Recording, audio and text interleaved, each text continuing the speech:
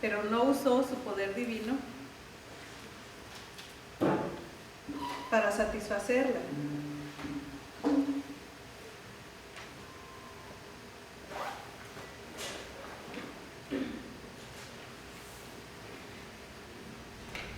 Coma.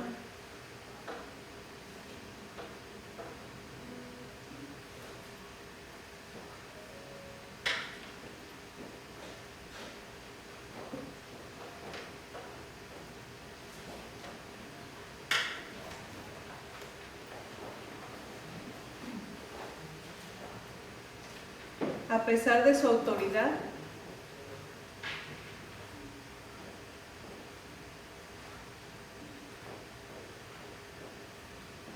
decidió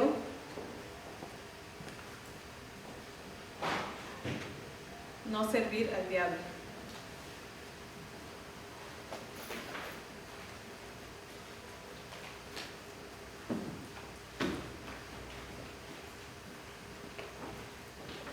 Porque pues para Jesús era un tiempo muy particular, porque Jesús tenía hambre, ¿verdad?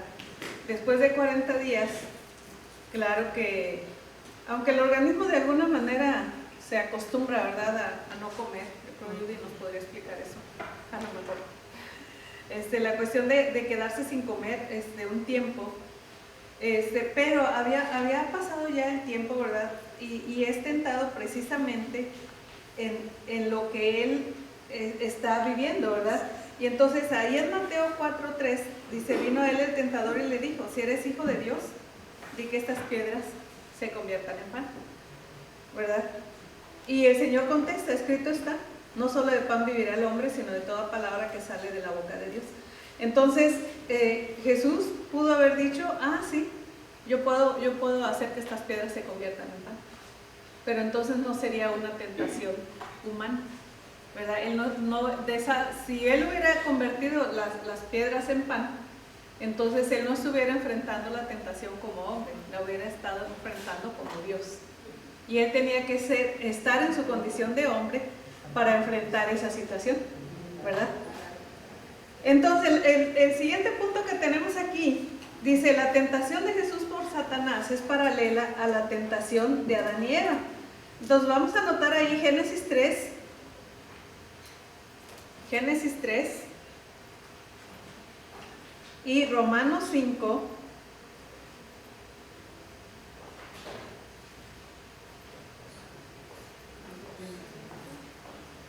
Génesis 3 y Romanos 5 del 12 al 19. 12 al 19. 12. Romanos 5 del 12 al 19.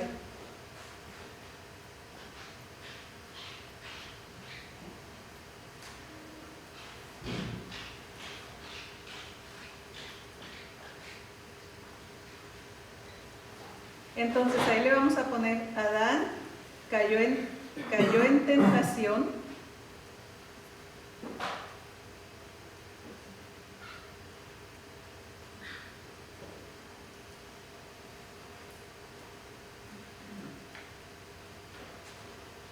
y trajo condenación a la raza humana.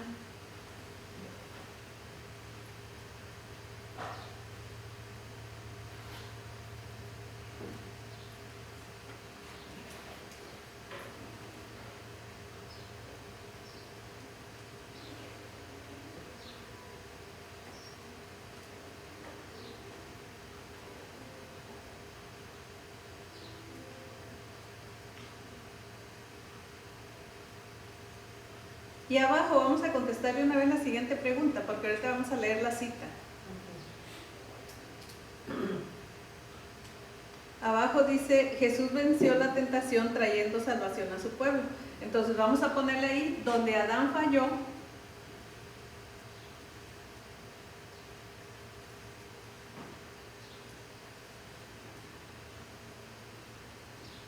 coma, Cristo venció.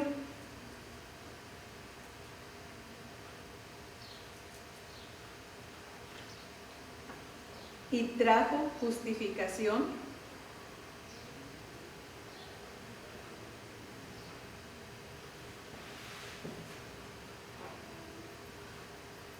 sus hijos.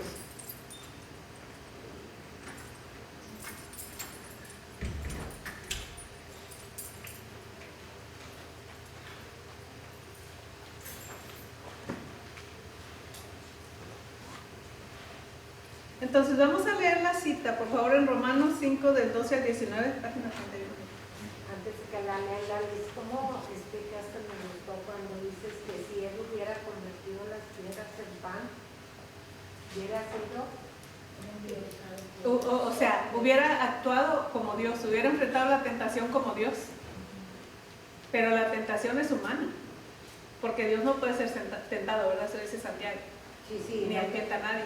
Pero dijiste algo que me gustó para... Sí, no, pues que dices tú, si hubiera convertido las piedras en pan, entonces fuera... Estaría enfrentando la tentación como Dios, no como ser humano. Ya, ahí la tenía que enfrentar como ser humano. Porque si no, no nos comprendería, ¿verdad? Tenía que enfrentar la tentación como ser humano, no como Dios. Se convierte el pan como Dios y cae en tentación como hombre. Como humano. Como humano. Tenía que serlo, o sea, es igual a nosotros, que tenía que ser así, si no, como, está mal dicho, entonces qué chiste, porque claro. está usando ese atributo divino, entonces, como humano, cumplió. Sí, ese es el punto, porque precisamente ese es el acto de sustitución, ¿verdad? Sí cumplió, o él no falló. Pero no nada más es el acto de sustitución, ¿verdad? Sino es el hecho de que él también está aprendiendo. Ahorita lo vamos a ver más adelante, ¿verdad? Porque es el hecho de sustitución, pero es el hecho también de comprensión, que ahorita más adelante lo vamos a ver, ¿verdad? Sí, por eso ahorita más adelante que lo veamos en Hebreos, que al estudiar esta lección a mí me abrió mucho los ojos en ese sentido, de darnos cuenta que era lo que realmente estaba diciendo la palabra de Dios en cuanto a la tentación de Jesús, ¿verdad? Ok, vamos a ver, ahorita más adelante, vamos a ver Romanos 5 del 12 al 19, por favor, Mayra. Por tanto, como el pecado entró en el mundo por un hombre y por el pecado la muerte, así la muerte pasó a todos los hombres, por cuanto todos pecaron. Pues antes de la ley había pecado en el mundo, pero donde no hay ley no se inculpa de pecado. No obstante, reinó la muerte desde Adán hasta Moisés, aún en los que no pecaron a la manera de la transgresión de Adán, el cual es figura del que había de venir. Pero el don no fue como la transgresión, porque si por la transgresión de aquel uno murieron y muchos, abundaron mucho más para los hijos de la gracia y el don de Dios por la gracia de un hombre, Jesucristo. Y con el don no sucede como en el caso de aquel uno que pecó, porque ciertamente el juicio vino a causa de un solo pecado para condenación, pero el don vino a causa de muchas transgresiones para justificación. Pues si por la transgresión de uno solo reinó la muerte, mucho más reinará en vida por uno solo, Jesucristo, los que reciben la abundancia de la gracia y del don de la justicia. Así que, como por la transgresión de uno vino la condenación a todos los hombres, de la misma manera por la justicia de uno vino a todos los hombres la justificación de vida. Porque así como por la desobediencia de un hombre los muchos fueron constituidos pecadores, así también por la obediencia de uno los muchos serán constituidos justos. Sobre todo el versículo 18 y 19 nos aclara todo el concepto, ¿verdad? Así que, como por la transgresión de uno, vino la condenación a todos los hombres.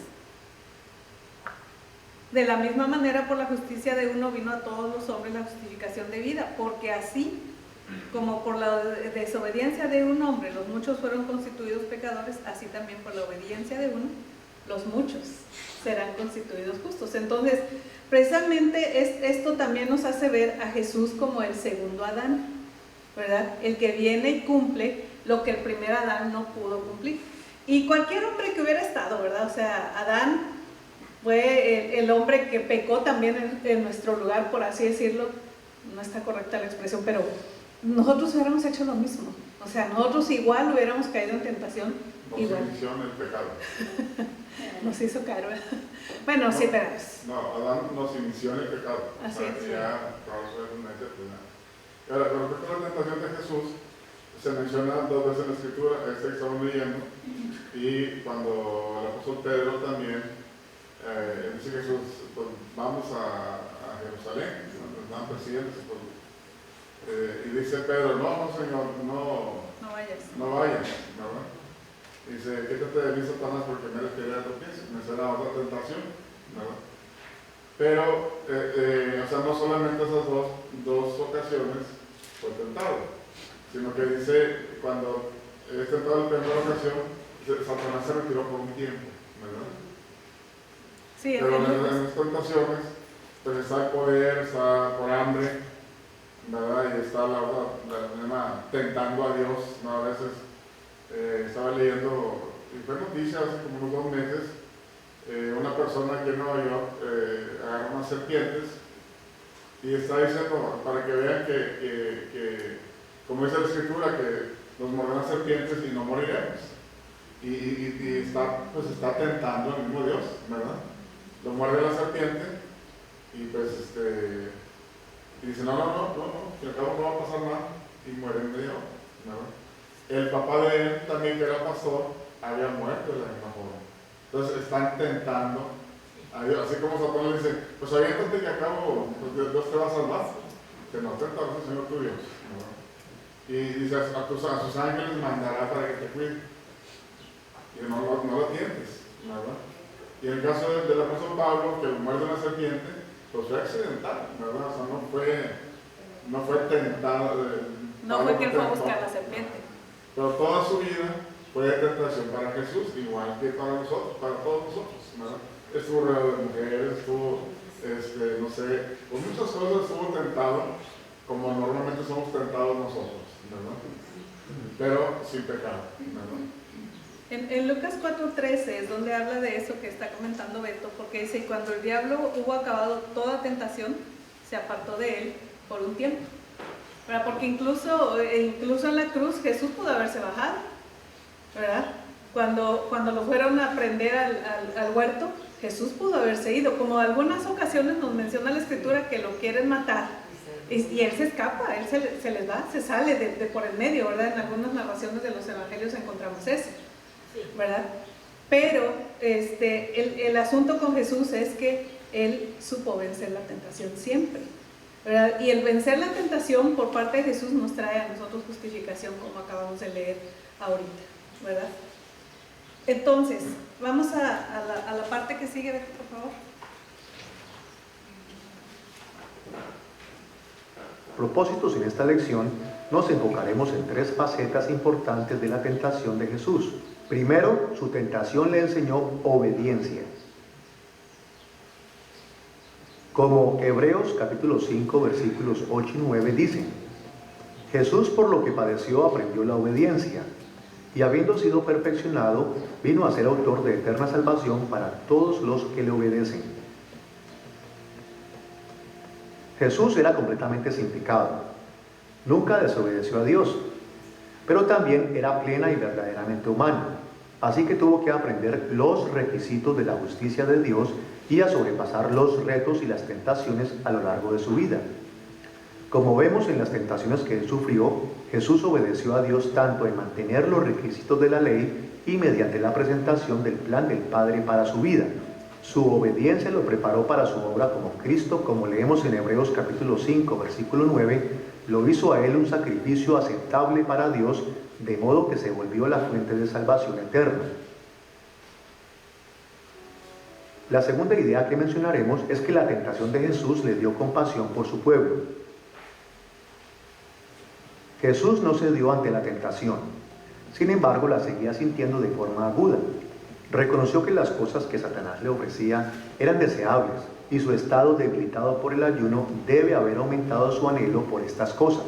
Esta experiencia lo llevó a crecer en compasión y comprensión hacia nosotros cuando sufrimos y luchamos con la tentación en nuestras propias vidas.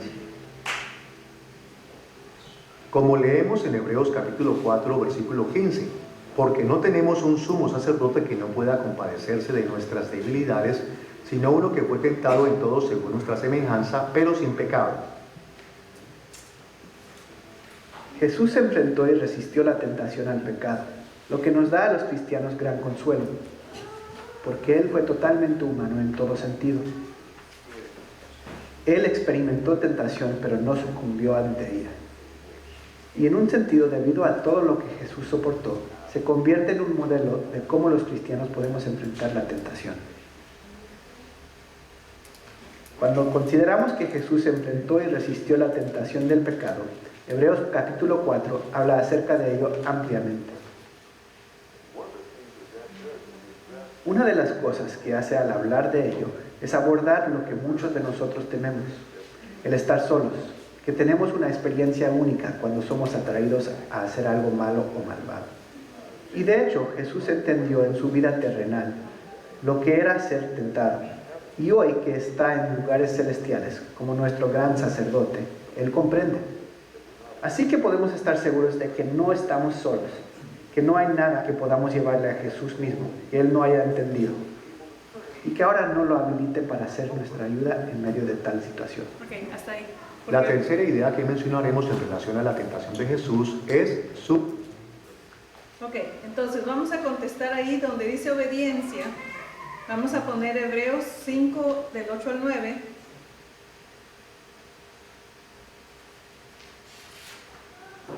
Y dice allí, Jesús tuvo que aprender los requisitos de la justicia de Dios y a sobrepasar los retos y las tentaciones. Vamos a ver por favor Hebreos 5, 8 y 9, por favor Benji.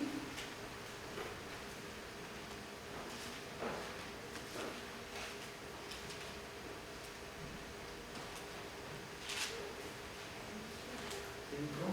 8 y 9, por favor. Hebreos 5, 8 y 9. Y aunque era hijo por lo que padeció, aprendió la obediencia y habiendo sido perfeccionado, vino a ser autor de eterna salvación para todos los que le obedecen. Y lee el 10 también, por favor. Y fue declarado por Dios sumo sacerdote según el orden de Melquisedec. Bueno, entonces fíjense aquí, me llama mucho la atención cómo escribe, porque a mí me causaba mucho conflicto que al leer esto que dice, aunque era hijo, por lo que padeció aprendió la obediencia, ¿verdad? O sea, uno no puede pensar que el Hijo de Dios tiene que aprender a obedecer, pero el Hijo de Dios en su forma humana tuvo que aprender a obedecer, ¿verdad? ¿Y cuándo aprendió a obedecer? Pues desde que desde que vino en forma encarnada, ¿verdad? Que lo hizo él de manera voluntaria, ¿verdad? Pero al estar sujeto a una condición humana, tuvo que aprender a obedecer, ¿verdad? Y ese es un aspecto que es muy difícil para nosotros, como seres humanos. Obedecer nos cuesta mucho trabajo.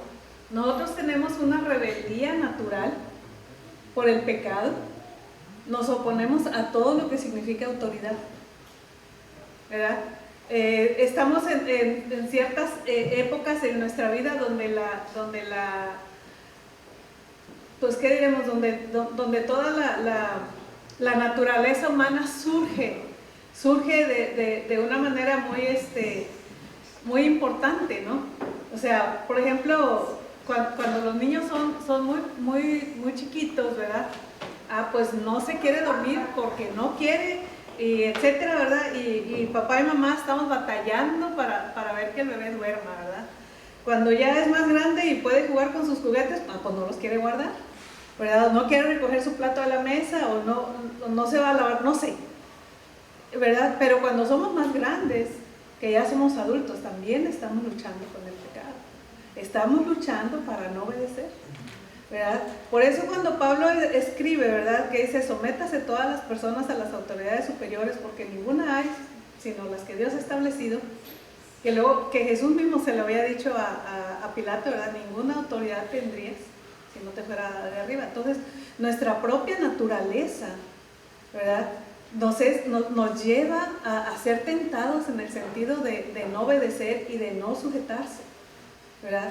Pero Jesucristo en su forma humana tuvo que aprender a ser obediente en su naturaleza humana, no en su naturaleza divina, ¿verdad?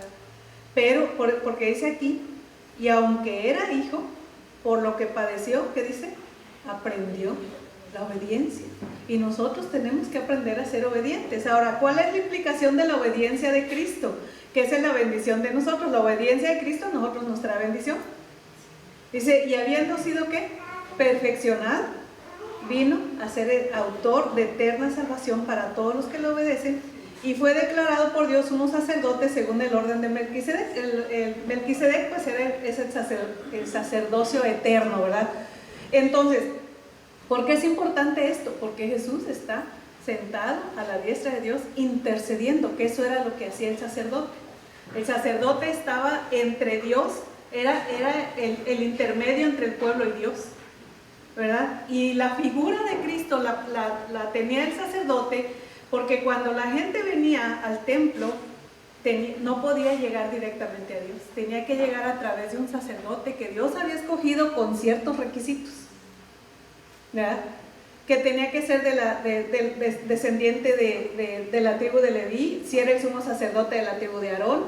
O sea, había una serie de requisitos que se tenían que cumplir, no podía venir como se le diera la gana, tenía que lavarse allá afuera, tenía que usar cierta ropa, o sea, había que cumplir todos los requisitos, ¿verdad?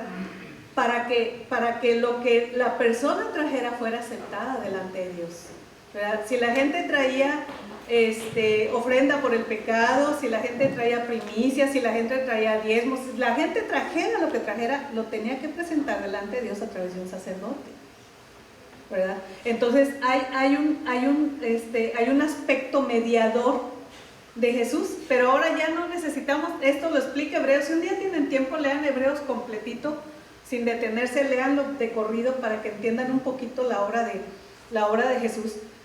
Pero Jesús está cumpliendo, ¿verdad? Pero está cumpliendo también su trabajo de ser el intermedio, ¿verdad? Pero está enfrentando la tentación. Y esto es impactante porque como hijo, en su forma humana, tuvo que aprender. Y nosotros estamos en un proceso de aprendizaje, de obediencia todo el tiempo, porque estamos luchando con la tentación de no obedecer. Nos cuesta mucho trabajo obedecer, ¿verdad? Si tú tienes tu tiempo devocional y tú dices, no, mejor me voy a poner a ver la tele, pues ya valiste, ¿verdad? Ya caíste en tentación y ya dejaste tu tiempo devocional por el Señor. Y si tú tienes un dinero que dices, lo voy a llevar de ofrenda al Señor, pero se te atraviesa ahí algo que te gusta y te lo gastas, pues ya caíste en tentación, ¿verdad? Y muchas cosas por el estilo, ¿verdad? Cuando debes de cerrar tu boca y la abres, que no debes, ya caíste en tentación. Caemos en tentación de muchas maneras, pero el Señor sabe. El Señor sabe. Ese es precisamente el trabajo de Jesús como nuestro sustituto, el ser tentado para que nos pueda comprender, ¿verdad? Entonces vamos a anotar allí donde dice Jesús tuvo que aprender los requisitos de la justicia de Dios y a sobrepasar los retos y las tentaciones. Vamos a ponerlo, la obediencia de Cristo lo preparó. La obediencia de Cristo lo preparó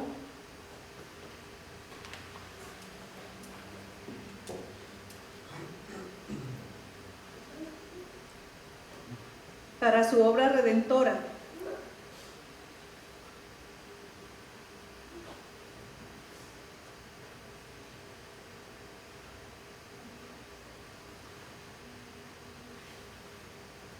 Que trajo eterna salvación a sus escogidos. Que trajo eterna salvación a sus escogidos.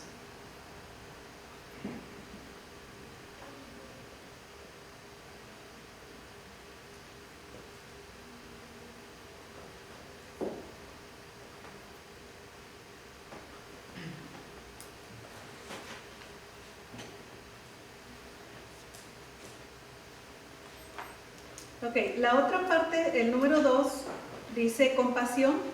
Vamos a anotar ahí, por favor, Hebreos 4:15.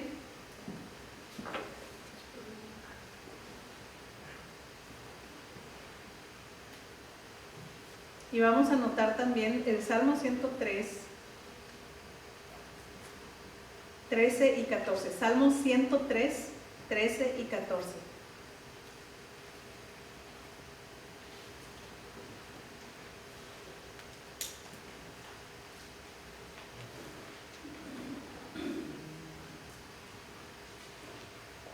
Entonces vamos a anotar ahí: al ser tentado y vencer,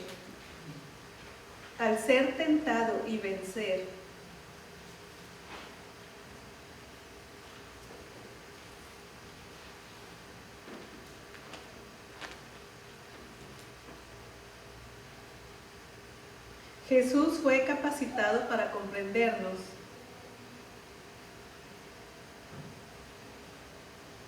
Al ser tentado y vencer, Jesús fue capacitado para comprendernos.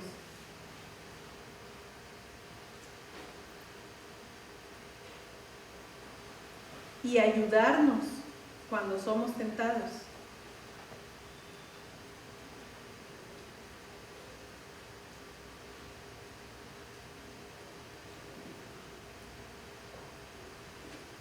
Está a nuestro lado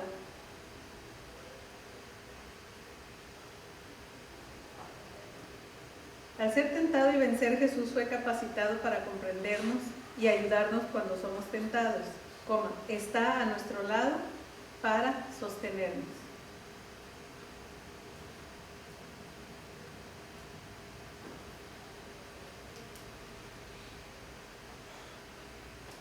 Vamos a leer las citas, por favor, Lucero, Hebreos 4:15, hermano Everardo, Salmo 103,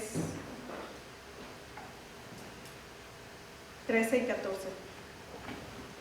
Porque no tenemos un sumo sacerdote que no pueda compadecerse de nuestras debilidades, sino uno que fue tentado en todo según nuestra semejanza, pero sin pecado. ¿Y de qué nos está hablando ahí eso? Porque dice, no tenemos un sumo sacerdote que no pueda compadecerse, ¿verdad? Tenemos un sumo sacerdote que puede compadecerse, ¿verdad? Que puede compadecerse en nuestras debilidades, sino uno que fue tentado en todo según nuestra semejanza. ¿Y qué más dice? Pero sin pecado, ¿verdad? Sin pecado. Entonces, aparte, pues ahí tenemos el ejemplo de Jesús. Tenemos el ejemplo de Jesús en el sentido de que Él sabe a qué nos enfrentamos cuando pecamos. Entonces, vamos a leer la cita, por favor, hermano Everardo, del Salmo 103. Que como el Padre se compadece de los hijos, se compadece Jehová de los que le temen, porque el que conoce nuestra condición se acuerda de que somos polvo. Si leyéramos todo este salmo y lo analizáramos, nos vamos a dar cuenta que este es un salmo del perdón. El Salmo 103 es un salmo de perdón. Y es un salmo que también habla de la bendición de Dios, pero en lo que pone más énfasis el salmo es precisamente en el perdón, ¿verdad? El versículo 13 y el 14 que acaba de leer el hermano Everardo dice que Dios tiene compasión de nosotros, ¿verdad? Que dice que como el Padre se compadece de los hijos, se compadece Jehová de los que le temen. Y luego el versículo 14 dice, porque Él conoce nuestra condición, se acuerda de que somos polvo, ¿verdad? ¿Qué es la importancia de ser polvo? Que nuestra vida es de muy poquito tiempo. Yo le digo a mi papá que ya tiene 95, mi mamá ya tiene 85, le digo, es que ustedes son de los robustos de los que habla la Escritura, ¿verdad? Que si en los días de nuestra edad son 70 años, y en los más robustos 80, ¿verdad? Dice, con todo es molestia y trabajo. Le digo a papá y a mamá, le digo, pues ustedes son de esos robustos que habla la Escritura, ¿verdad? Pero no es a eso a lo que se refiere el Salmo 103. El Salmo 103 dice que Él conoce nuestra condición, se acuerda de que somos polvo. Somos polvo en el sentido de que somos muy frágiles. Caemos en tentación con mucha facilidad. Por eso Dios se compadece de nosotros, porque nosotros solos vamos a caer en pecado, necesitamos estar tomados del Señor. Y si recordamos ahorita la tentación por la que tuvo que pasar Jesús, ¿cómo respondió Él a la tentación? Él no respondió a la tentación peleándose, reprendiendo al diablo, no. Él empezó a usar la palabra de Dios. Él empezó a decir esto, es que no solo de pan vivirá el hombre, sino de toda palabra que sale de la boca de Dios. Y no tentarás al Señor tu Dios, etcétera, ¿verdad? O solo al Señor tu Dios adorarás. Entonces, una de las cosas que aprendemos a través de la tentación de Jesús es que tenemos que estar pegados en la Escritura. Pero no es de leer un versículo, es de leer pedazos grandes de la Escritura para nutrirnos. Y yo en la mañana estaba leyendo Esdras, y cuando empieza el libro de Esdras, empiezo a tener una crisis, porque empieza a hablar de la familia de fulano tantos, de la familia de perenganos tantos, y le digo, ay Señor, ¿por qué me pones a leer todo esto? Que son tantas personas y que de fulano y perengano, y luego hay un punto por ahí que dice, fulano y fulano y fulano y fulano no se encontraron en la lista de los que son sacerdotes y no se les dejó trabajar en el sacerdocio. ¿Por qué? Pues así era el pueblo de Dios, así Dios preparó a su pueblo. Pero yo digo, bueno, esto es como cuando yo obligaba a mis hijas a que comieran verduras, bueno, obligaba entre comillas, ¿no? A que comieran verduras. ¿Para qué me sirve? Pues no sé, pero pues es algo que necesitas, y por algo está en la palabra de Dios también lo que nosotros tenemos que leer, y muchas veces no entendemos, ¿verdad? Muchas veces no entendemos lo que la Escritura dice, porque es lo que yo les digo ahorita, pues no tengo en mi conciencia qué quiere decir para mí el número de personas y que el hijo fulano y perengano, o sea, para mí es un poco complicado esto, ¿verdad? Pero el Señor sabe por qué lo puso allí. Entonces hay que leer la Escritura, hay que leerla. ¿Ustedes qué piensan que sabía Jesús cuando era chiquito? Pues María y José les estuvieron enseñando. ¿Saben qué era el primer libro que se aprendían los niños judíos? Levítico. Levítico no es un libro sencillo, y se lo aprendían de memoria, porque los niños tenían que aprenderse el Pentateuco, los 5 libros se los tenían que aprender de memoria. Y luego los cánticos graduales, que nos platica Beto a veces cuando estamos en la Santa Cena, que son a partir del Salmo 121 por ahí, que son los cantos de subida, que son graduales porque van subiendo las gradas para llegar a donde estaba el templo estaba en una parte alta, ¿verdad? Y luego nosotros decimos, ay, está bien largo el Salmo, ay, las bendiciones del Señor están bien grandes, léelos, apréndelos, cópialos, memorízalos, investígalos, analízalos. Así necesitamos la Escritura. Jesús tuvo que aprender eso también, como hombre, tuvo que aprender, ¿verdad? Y por eso Jesucristo pudo vencer la tentación, porque pasaba también mucho tiempo orando. Y nosotros no tenemos la habilidad. Necesitamos al Señor para no pecar, necesitamos al Señor para vencer la tentación. ¿Estamos bien ahí? Muy bien, vamos a la última parte de nuestra lección, por favor. Tu impecabilidad. La palabra impecabilidad significa inhabilidad para pecar. Los cristianos la hemos usado por siglos para referirnos al hecho de que Jesús era incapaz de pecar. Los teólogos a menudo hablan de la impecabilidad de Jesús en conjunción con su tentación, porque este fue el momento de su vida en el cual él era más capaz de pecar si eso fuera posible. Todos los cristianos entendemos que Jesús nunca pecó, nunca sucumbió a la tentación, ni tuvo un pensamiento malvado o deseo malvado o dijo una palabra pecaminosa. Su falta de pecado se afirma en pasajes como 2 Corintios capítulo 5 versículo 21, Hebreos capítulo 4 versículo 15 y capítulo 7 versículo 26, Primera de Pedro capítulo 2 versículo 22 y Primera de Juan capítulo 3 versículo 5. Pero también es verdad que él no era ni siquiera capaz de pecar. Como hemos visto, Jesús es la segunda persona de la Trinidad, y Dios no puede pecar porque no puede actuar de formas contrarias a su naturaleza. Las tres personas de Dios siempre han sido y siempre serán impecables. Vemos esto en Habacuc capítulo 1 versículo 13, Santiago capítulo 1 versículo 13, Primera de Juan capítulo 1 versículo 5 y muchos otros lugares.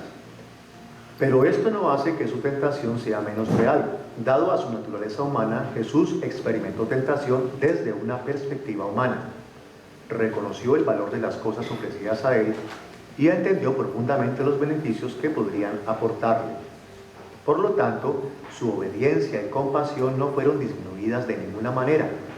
De hecho, podríamos incluso decir que como Jesús es impecable, su obediencia y compasión en realidad incrementaron debido a que él aprendió perfectamente de la experiencia y ahora nos responde de manera perfecta a nuestras necesidades. Hasta ahí está. El periodo del nacimiento y de la preparación. Porque ahorita ya viene la otra parte que es el ministerio público, pero no lo vamos a alcanzar a ver hoy. Entonces vamos a anotar las citas, por favor, ahí donde dice impecabilidad. Entonces vamos a poner ahí, Jesús era incapaz de pecar. Jesús era incapaz de pecar.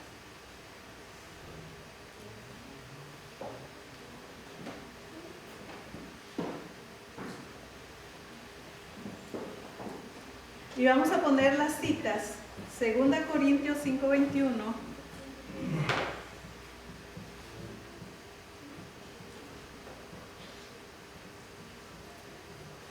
Hebreos 4:15,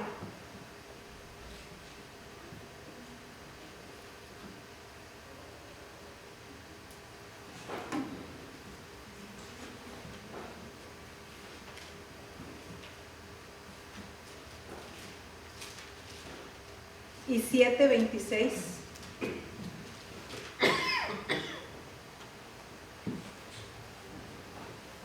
Primera de Pedro 2:22.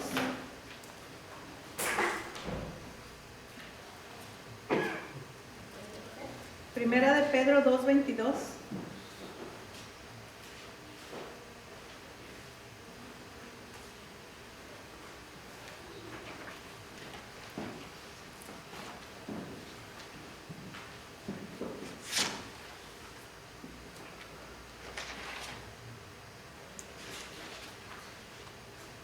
Y abajo, en el otro renglón donde dice Jesús nunca pecó, vamos a anotar Habacuc 1:13,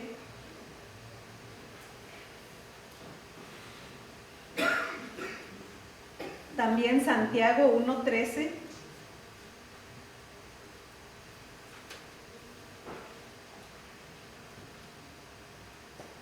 y ya, la primera de Juan ya no la vamos a poner porque ya la tenemos.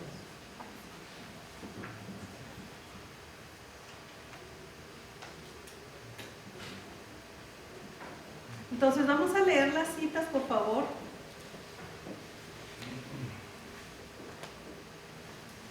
Bueno, allá le voy a pedir a Bárbara si nos hace el favor de buscar 2 Corintios 5:21. A Rubén, Hebreos 4:15 y 7:26. A Lucy, 1 de Pedro 2:22. Al hermano Ciro, 1 de Juan 3:5. Conchita, Habacuc 1:13 y Florinda, Santiago 1:13.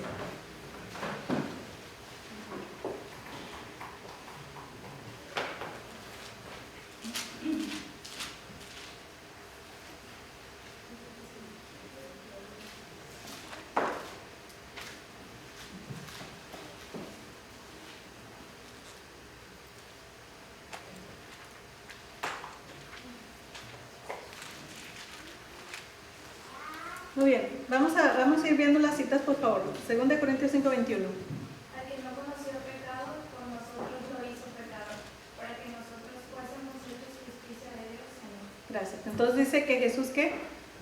No conoció pecado. Y eso es lo más impactante, ¿verdad? Que Jesús no conoció pecado y como quiera, dice la Escritura que Jehová cargó en él el pecado de todos nosotros. Vamos a la otra cita, por favor, Hebreos 4:15 y 7:26. Porque no tenemos un sumo sacerdote que no pueda compadecerse de nuestras debilidades, sino uno que fue tentado en todo según nuestra semejanza, pero sin pecado. Y ahí dice, pero sin pecado. Ahora el 7:26 también ahí en Hebreos. Porque tal sumo sacerdote nos convenía, santo, inocente, sin mancha, apartado de los pecados y hecho más de los pecadores y hecho más sublime que los dice que era santo, inocente, y luego dice sin mancha, ¿verdad? Entonces tenemos a Jesús sin pecado, ¿verdad? Vamos a ver, por favor, 1 Pedro 2:22. El cual no hizo pecado ni se dio engaño en su boca. Fíjense, hay muchas citas que nos hablan de que Jesús no cometió pecado. 1 Juan 3:5. Y sabéis que Él apareció para quitar nuestros pecados, y no hay pecado en Él. Y qué padre eso, ¿verdad? Muy bien, las otras dos citas, Habacuc 1:13, Conchita. Muy limpio eres de ojo para ver el mal, ni puedes ver el agravio. Porque ves a los menospreciadores y callas cuando destruye el impío al más justo que él. Bueno, aquí estamos hablando de cuando viene la invasión, ¿verdad? Y está Habacuc reclamándole al Señor. Cualquier parecido de Habacuc con nosotros, ¿verdad? Es mera coincidencia del pecado, ¿verdad? Está peleando ahí con el Señor. Pero está diciendo, muy limpio eres de ojos para ver el mal, porque el Señor no tiene pecado. Santiago 1:13, Flori. Cuando alguno es tentado, no diga que es de parte de Dios, porque Dios no puede ser tentado por él mal, ni él tienta a nadie. Ni Él tienta a nadie. O sea, Dios no es tentado. Y aquí podemos ver que Jesús no iba a pecar. Él no tenía, por decirlo de alguna manera, capacidad para pecar. Muy bien, vamos a dejar aquí nuestra clase y la próxima semana vamos a avanzar para ver ¿saben qué? Vuelta a la 32, ahí vamos a contestar. Tenemos dos preguntas en la página 32, donde dice Jesús no era capaz de pecar. Sí, con esas dos terminamos. No, ya no.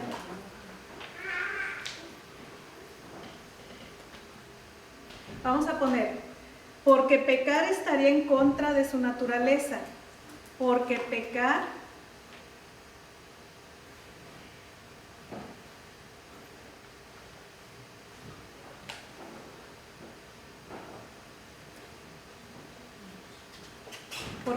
estaría en contra de su naturaleza divina.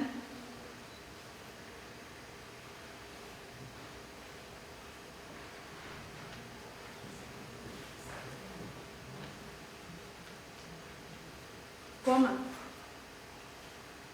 Pero experimentó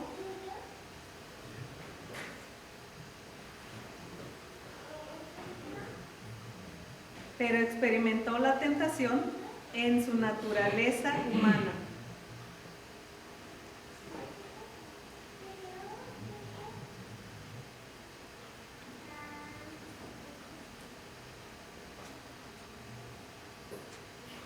Y en la última parte dice, como Jesús era impecable, su obediencia y compasión se incrementaron. Entonces vamos a poner ahí, ahora nos entiende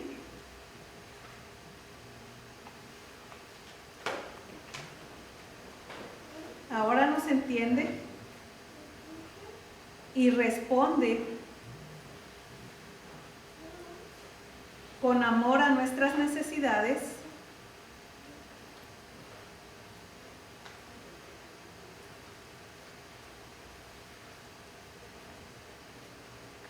cuando somos tentados.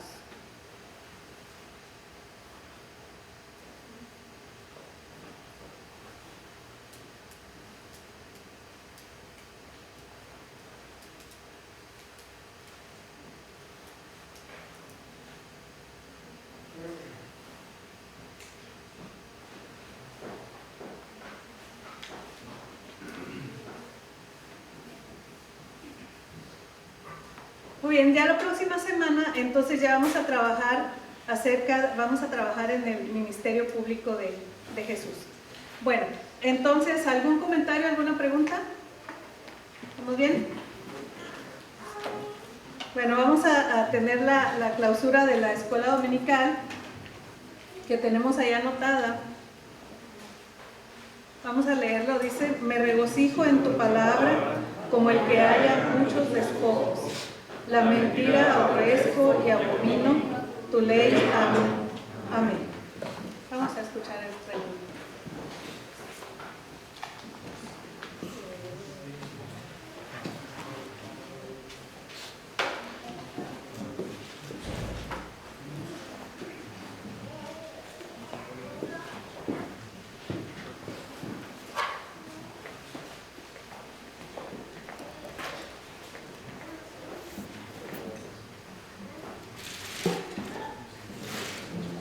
nosotros.